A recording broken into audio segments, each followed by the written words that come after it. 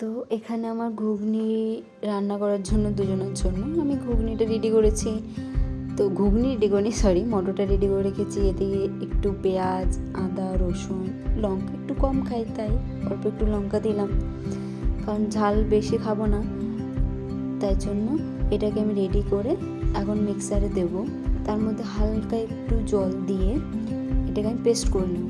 তার মধ্যে দেখে আমি কড়াইটা গরম করে একটু তেল দিলাম, অল্পই তেল দিলাম, অল্প জিরে, এবার একটু তেজপাতা দিলাম, কারণ আমার কাছে একটু অল্পই তেজপাতা ছিল। তো তেজপাতাটা দিয়ে ছোটো ছোটো আলু কেটে রাখা ছিল, তো সেটা আমি দিয়ে দিলাম, কারণ ঘুগনিতে একটু আলু ব্যবহার করলে ঘুগনিটা খেতে ভালোই লাগে।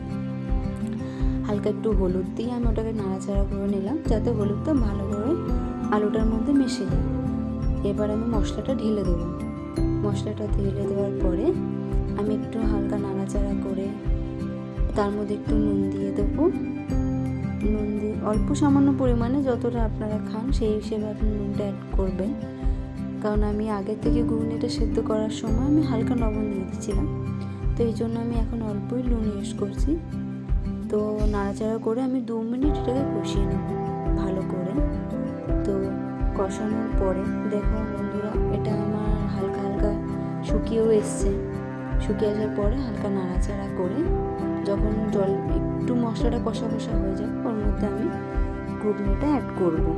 সরি, ঘুগনি না, বারবার ভুলে গেছি। তো আমি মটরটা অ্যাড করে দেবো। এখন আমার হালকা কষা কষা হয়ে গেছে, তো মটরটা অ্যাড করে দেবো। মটরটা অ্যাড করে দিলাম। তো নাড়াচাড়া করে আমি একটু হলুদ দিয়ে দেবো।